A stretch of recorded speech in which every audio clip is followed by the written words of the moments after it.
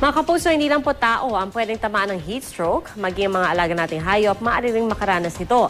Alamin po ang sintomas ng heat stroke sa mga hayop sa balitang hatid ni Teresa Andrada.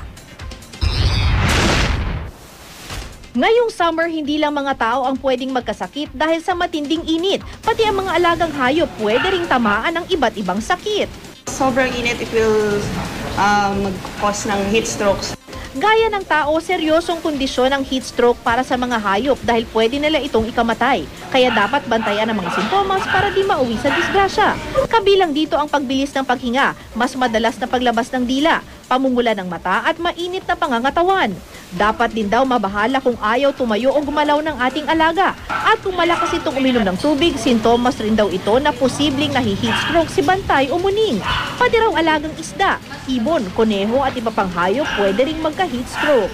Kasi pag sobrang init, yung oxygen sa tubig nag-evaporate. So, nauubusan sila ng oxygen.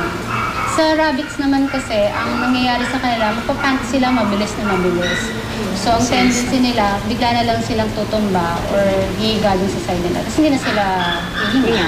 Kaya payo ng mga veterinaryo ngayong matindi ang init, paggupitan ng balahibo ni bantay o muning. Mainam raw ang puppy o summer cut o yung manipis at halos dikit na sa balat.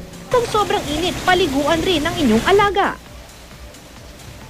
Sa dogs, kung dogs ang pag-usapan natin, once or twice a week, maximum twice a week, pwede silang paliguan.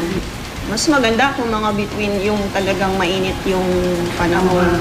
Tanghali. 10 to 12, ganun. Para at least yung init sa katawan ng aso, mawala. At ang pinaka-importante sa lahat, madalas silang painumin ng tubig. Tubig na may yelo o di kaya yelo mismo ang ipadila sa inyong alaga. Punasan ng alaga gamit ang tuwalya na nilublob sa tubig na may yelo, sa likod ng tenga, mga singit, ulo, tiyan at paa. Pwede ring itapat sa aircon ng inyong alaga ng 5 hanggang 10 minuto. Pwede rin sa ventilador na may nakatapat na planggana ng tubig na may yelo para malamig ang hangin. Teresa Andrada, GMA News.